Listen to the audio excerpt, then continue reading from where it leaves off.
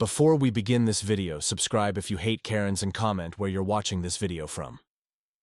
The weight of my suit felt almost comforting against my chest, a familiar burden after a day that had stretched on for an eternity. 3 domestic disturbances, each a chaotic ballet of anger and desperation. A high-speed pursuit that had sent adrenaline coursing through my veins like a shot of pure electricity. And the tedious process of recovering a stolen vehicle. A hollow victory in the grand scheme of things. It was nearly 9 p.m., and the city lights blurred around me as I navigated the familiar streets towards home. The hum of the cruiser's engine was a monotonous lullaby, a stark contrast to the sirens and shouts that had filled my ears just hours before. My mind was already drifting towards the sanctuary of a hot shower and the promise of 8 hours of uninterrupted sleep, a luxury I rarely afforded myself these days. Each call, each interaction, chipped away at my reserves, leaving me feeling emotionally drained and physically exhausted. The constant exposure to the darker side of humanity, the raw ugliness of conflict and despair, took its toll. It was a necessary part of the job, of course, but it didn't make it any easier. The image of the distraught woman from the last domestic call, her face etched with fear and her voice trembling as she recounted the night's events, lingered in my mind. I wished I could do more. Offer some real solace, but all I could provide was a temporary reprieve, a band-aid solution to a much deeper wound. As I approached my street, I felt a flicker of anticipation, a small spark of hope that flickered against the backdrop of the day's grim reality. My house, a modest 2-story with a well-manicured lawn, was a symbol of stability and normalcy, a refuge from the chaos I encountered on a daily basis. It was a place where I could shed the weight of my uniform, the burden of my responsibilities, and simply be myself. The address was prominently displayed on the mailbox, a clear indication of my residency. My cruiser, clearly marked with the police department's insignia, was a beacon of authority, a visible reminder of my profession. And yet, as I pulled into my driveway, a sense of unease began to creep in, an unsettling premonition that something was amiss. The tranquility of the evening air felt fragile, disturbed by an undercurrent of tension. I couldn't shake the feeling that I was being watched, that unseen eyes were scrutinizing my every move. It was a feeling I had grown accustomed to in my line of work, but it was particularly unsettling when it invaded the sanctity of my own home. I switched off the engine, the sudden silence amplifying the growing sense of disquiet. Before I could even unbuckle my seatbelt, I heard it. The unmistakable sound of screeching, a high-pitched shriek that cut through the night like a jagged knife. My hand instinctively moved towards my sidearm, my senses on high alert. My training kicked in instantly. Adrenaline surged through me, replacing the fatigue with a sharp focus. Every sound, every movement became amplified, scrutinized. I scanned my surroundings, searching for the source of the disturbance. Across the street, I saw her. Karen. I knew her only peripherally. She was one of those neighbors who seemed to exist in the shadows, always observing but never engaging. I'd seen her squinting through her blinds, her face a mask of disapproval, but we'd never exchanged a single word. She was the type who would call the homeowners association over a misplaced garbage can or dial 911 because a squirrel dared to venture onto her meticulously manicured lawn. Now, she was stomping down her porch steps, her fuzzy slippers slapping against the concrete, her face contorted in a mask of fury. In her hands, she clutched a clipboard, a weapon of bureaucratic warfare, presumably filled with meticulously documented grievances. She marched towards my cruiser with a determined stride, her eyes blazing with indignation. It was as if I were some stranger, some trespasser daring to sully her pristine neighborhood. As she approached, she began to yell, her voice shrill and accusatory. She accused me of illegally parking in a driveway that didn't belong to me, of having no right to be there. She demanded to see my driver's license, my proof of ownership, as if I were some delinquent teenager joyriding through the suburbs. "This driveway belongs to someone else," she shrieked, her voice cracking with indignation. "You have no right to be here." I took a deep breath, trying to maintain my composure. I knew that escalating the situation would only make things worse. "Ma'am," I said calmly, "this is my house." Her response was immediate and dismissive. She let out a harsh, mocking laugh, her eyes narrowing with disdain.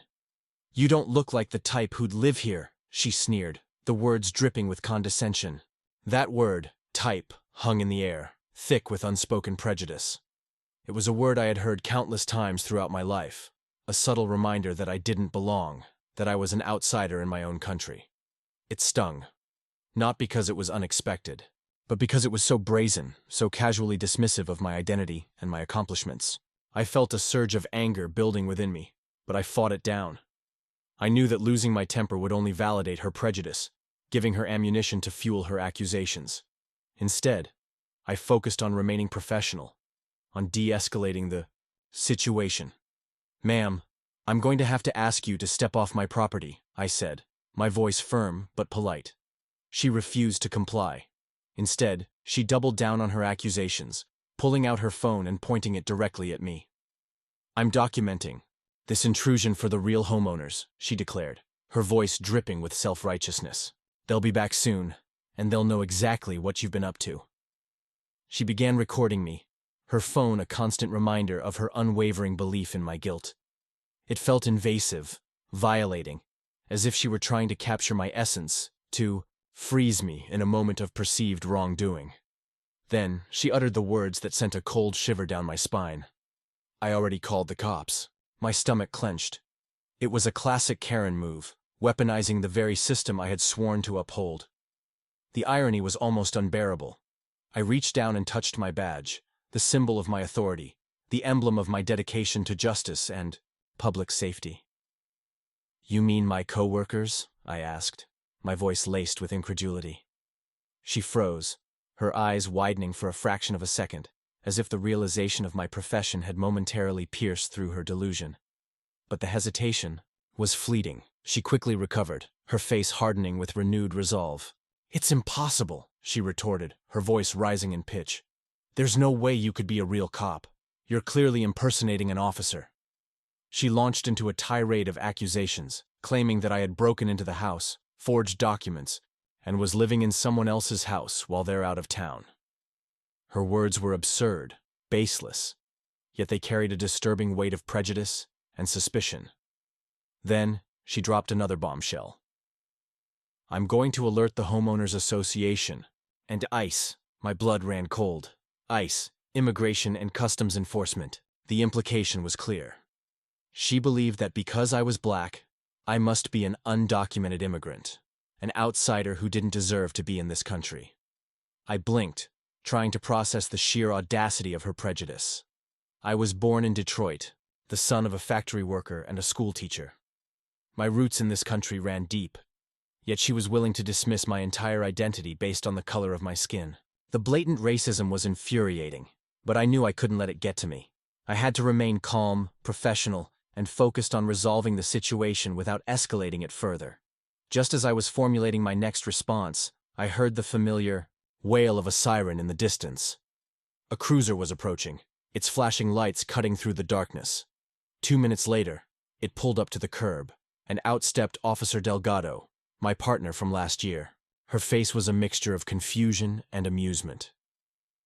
"Is this what retirement's gonna feel like?" she asked, a wry smile playing on her lips. I couldn't help but laugh, the tension breaking slightly. Karen, emboldened by the arrival of law enforcement, rushed towards Delgado's patrol car, her voice a shrill crescendo of accusations and complaints. She portrayed herself as the victim, a concerned citizen bravely standing up against a criminal, interloper. She recounted a fabricated tale of break-ins, forgeries, and stolen identities, painting me as a master manipulator who had hoodwinked the entire neighborhood. "He broke in, forged documents, and is living in someone else's house while they're out of town," she exclaimed, her voice trembling with manufactured outrage. "He's a danger to the community. You have to arrest him." Delgado, a seasoned officer, with years of experience navigating the complexities of human nature, listened patiently, her expression carefully neutral. She knew that appearances could be deceiving, and that it was crucial to gather all the facts before jumping to conclusions. After hearing Karen's impassioned plea, Delgado approached me, her eyes conveying a silent message of support and understanding. "Everything all right, officer?" she asked, her voice calm and reassuring. I explained the situation, presenting my credentials and confirming my identity as a fellow officer. I pointed out the obvious. my uniform, my badge, my clearly marked patrol car parked in my own driveway. Delgado listened intently, her brow furrowed in concentration. She knew that I was a respected member of the force, a dedicated officer with a spotless record. She had no doubt that I was telling the truth, but she also understood the importance of following protocol and conducting a thorough investigation. As Delgado interviewed Karen, I couldn't shake the feeling that something was amiss. Her story was riddled with inconsistencies, her behavior erratic and increasingly agitated. She kept glancing nervously around, as if expecting someone to expose her charade. Her insistence that she knew the real homeowner seemed particularly suspicious. I decided to take matters into my own hands. While Delgado continued her investigation, I pulled out my phone and discreetly ran a search on the name Karen had provided as the real homeowner. The results were surprising. The name didn't match anyone who had ever owned my house, according to public records. But then, I had a hunch.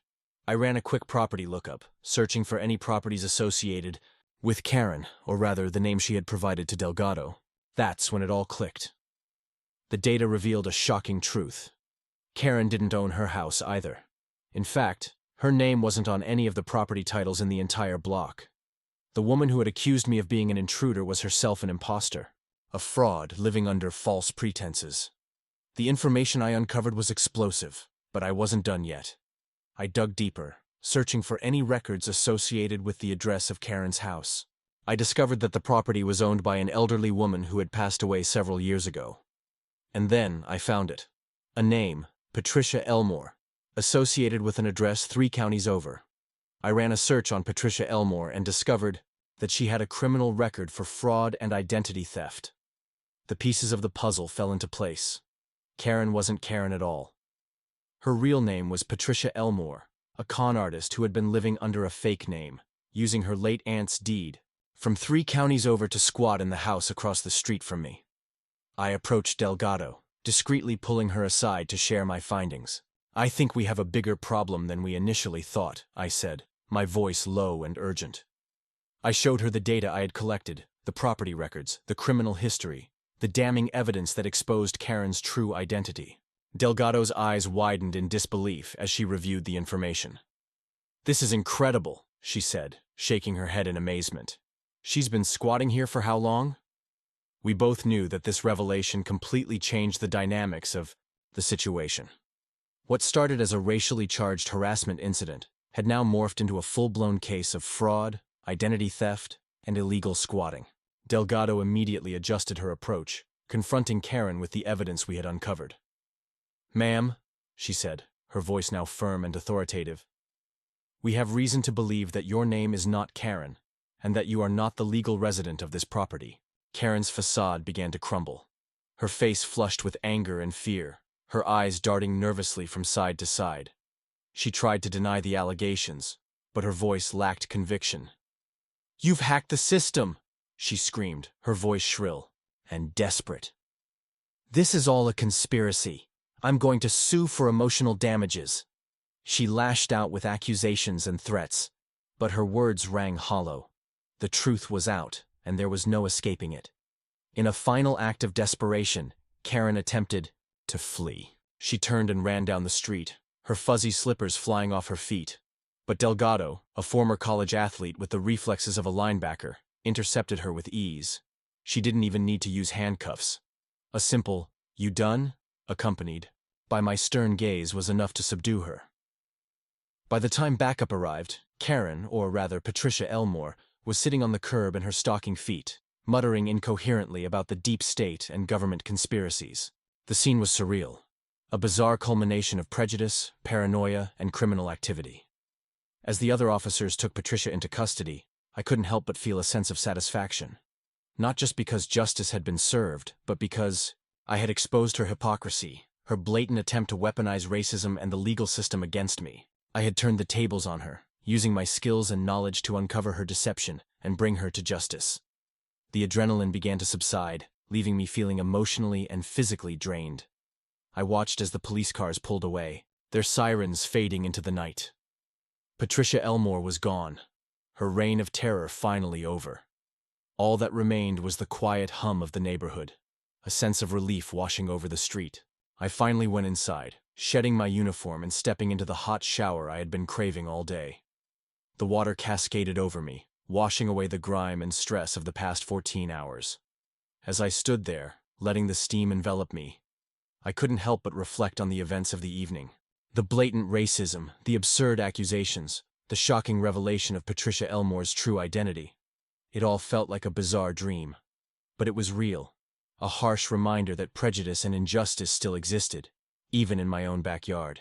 When I emerged from the shower, feeling refreshed and renewed, I was surprised to find a small crowd of neighbors gathered in my yard. They were standing there, clapping and cheering, their faces beaming with gratitude. At first, I was confused. I had no idea why they were celebrating. But then, one of my neighbors, Mrs. Johnson, stepped forward and explained. "We all heard what happened," she said, her voice filled with emotion. "That woman, Patricia, she's been a nightmare for years. She's harassed nearly everyone on the block at some point, but nobody had the patience, or the badge, to deal with her until now." It turned out that Patricia Elmore had been a constant source of conflict and aggravation for the entire neighborhood. She had filed countless complaints with the Homeowners Association, made false accusations against her neighbors, and generally made everyone's lives miserable. But nobody had been able to stop her, until now. My actions had not only exposed her criminal activity, but also liberated the neighborhood from her tyranny. I was overwhelmed by the outpouring of support and gratitude. It was a reminder that even in the face of prejudice and adversity, there was still goodness and solidarity in the world. We decided to make it a celebration. I fired up the grill, cooking burgers and hot dogs for everyone. Someone brought a peach cobbler, its sweet aroma filling the air. We laughed, shared stories, and celebrated the end of Patricia Elmore's reign of terror. As the evening drew to a close, I looked around at the faces of my neighbors, their smiles radiating warmth and camaraderie. I realized that I had not only defended my home, but I had also strengthened my community. The events of the day had been challenging and emotionally draining, but they had also revealed the resilience of the human spirit and the power of unity. And Karen? Well, let's just say she didn't make it to dessert. The peach cobbler was delicious, though,